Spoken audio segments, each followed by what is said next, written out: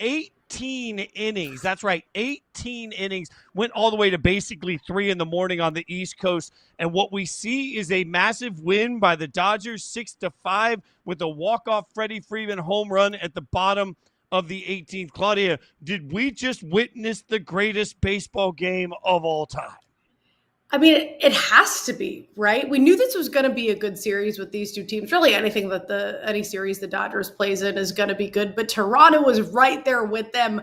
I'm just so curious to see what happens in Game 4 because every single extra arm was used. When your starting pitchers go 4 2/3, 4 1/3, you think, yeah, okay, we're gonna, it's Game 3. We're gonna use our extra arms. You don't expect it to go as many innings as it did. So very curious how Game 4 goes. But Game 3, I think, has to go down as one of the best, does it not? Everybody was on the edge of their seat. All the scoreless innings we had too. And then Freddie Freeman just to finish it off. And all of those ones we thought were going yard, but didn't. They were right there. And then Freddie Freeman does it. Is it safe to say anybody that has more than one walk-off home run is Mr. October period? I mean, at this point, what we just saw, when you break down what we just saw, the number of great defensive placement in the outfield, the number of throws at home that just managed to suddenly tag somebody out. I'm not, Claudia, like the biggest baseball fanatic. I've never hidden that. I watched this thing last night and into the morning, so riveted to the edge of my seat. I feel like right now, prisoner of the moment, allow me to be that.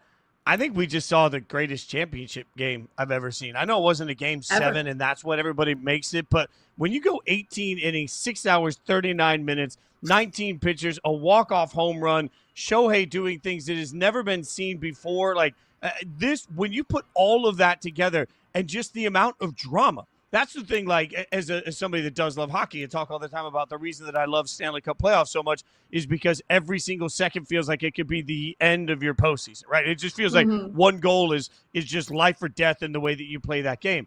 I felt like that every single at-bat last night. And because of Toronto's particularly patient approach, I just felt like we got stacked count after stack count. Like the number of times, it was never easy. It wasn't just three pitches, we're up, we're down. Like nothing was easy. Everything was, nope, we're going to drag this at-bat out, and it's going to be this masterclass and close calls on from the plate, umps getting involved in this. Like it just felt like the drama never relaxed. There was never a time where you could just step back, take a breath. This was not the sort of game where at all you could just say, I'm going to go in the other room, I'm going to get a drink, I'm going to pee, I'm going to come back, nothing will happen. Like you were stuck to your TV for 7 stinking hours. That's what made it epic for me.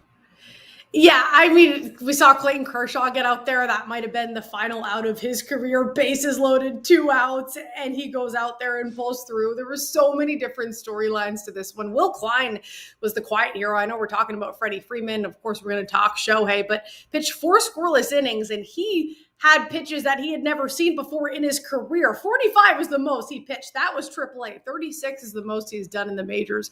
There's so many names. There's so many spots. Some questionable calls by the umps, but I think we just have to give credit to the depth of this Dodgers team because that was the big advantage they had heading into this series. That's why we saw them laying $3 and people just kept putting money on them because of their depth. The concern for me, though, is you use all of these arms, the hitters will be fine. But one of those hitters has to pitch today. And not only was he just one of the hitters, he had a historic game in Ohtani. Only player, Fitzy, to reach base 9 times in a postseason, 4 for 4, 2 doubles, went yard twice. They just started walking him. And you and I talked about this with our producer before the show. You have to walk him, which is crazy to say because then you have to face Mookie and Freddie Freeman. But the way that he is hitting is historical. Ted Williams' postseason career, he had 5 hits, 5 walks.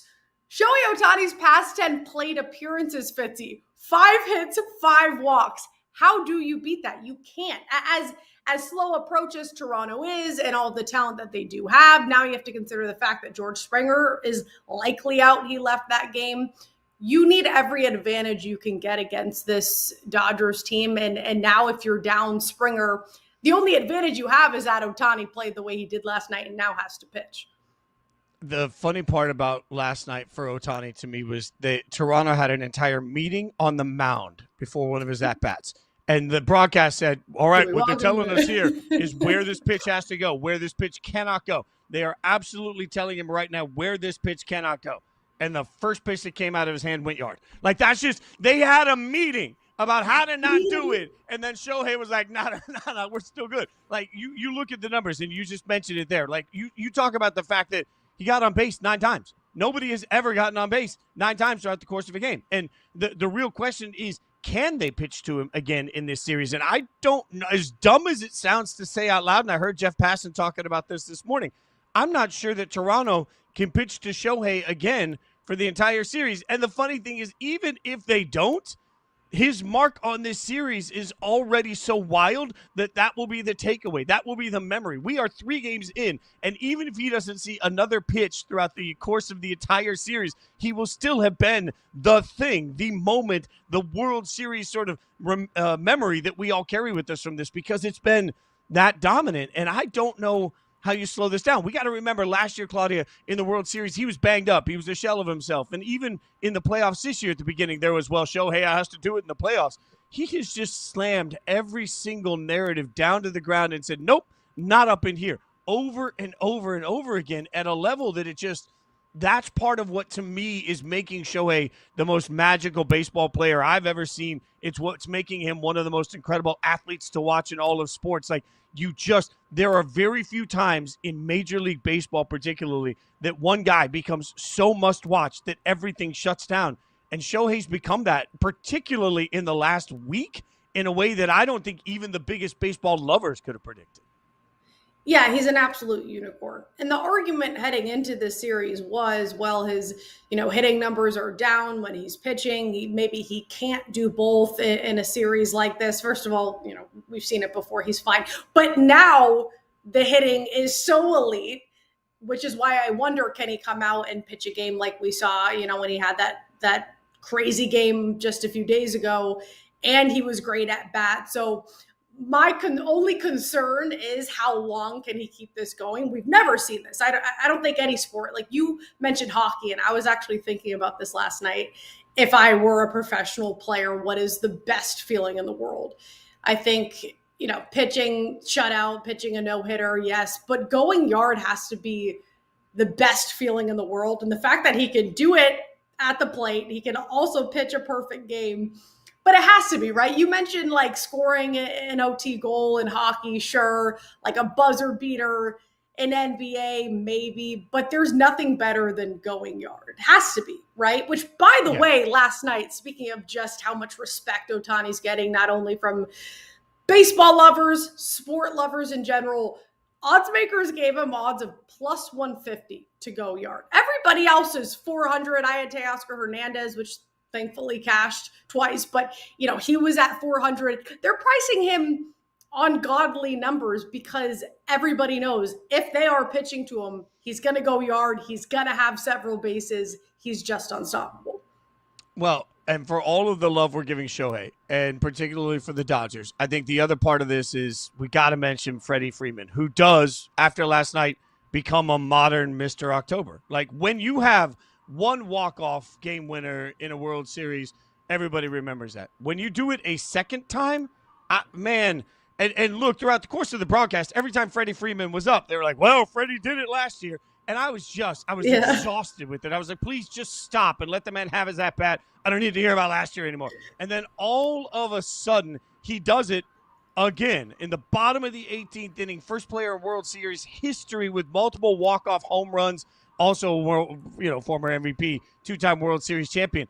I just think there is a clutch gene to what Freddie Freeman does that hits different, and we talk about that a lot. But, Claudia, when you see it last night, you cannot tell the story of this World Series, and I'm not sure you can tell the story in general of the World Series anymore without mentioning the clutch gene that Freddie Freeman absolutely has. Of course not. And you saw the smile on his face when they were interviewing after the game. And he said pretty much like every at bat, that's in his head too. He knows that he has the clutch gene, which is a lot of pressure. But I think what takes the pressure off of is the fact that there's so much talent around him.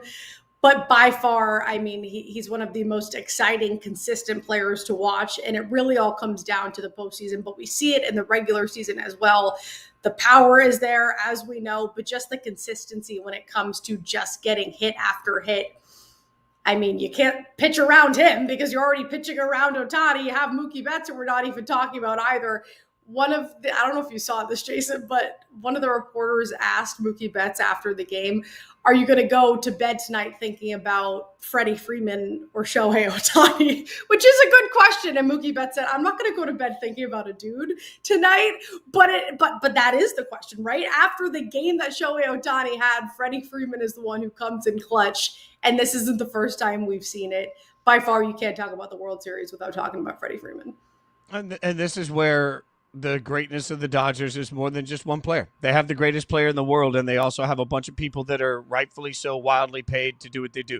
I think it's important to note for anyone that hasn't seen it or you're not paying attention, the next game is tonight at 8 p.m. Eastern. And Claudia mentioned it earlier. All these guys got to do a quick wraparound. Also, the game after that is Wednesday night. Like, we have back-to-back-to-back. Like, there is no rest allocated in this thing. So just a reminder to everybody, a almost 7-hour game last night that was essentially, it went 18 innings. It was a second baseball game, right? Like we saw game 3 and 4 basically last night. Now they got to turn around and do it again tonight, and they got to turn around and do it again tomorrow. I am concerned about the ability, especially when you talk about the relievers and the issues that has been for the Dodgers at times.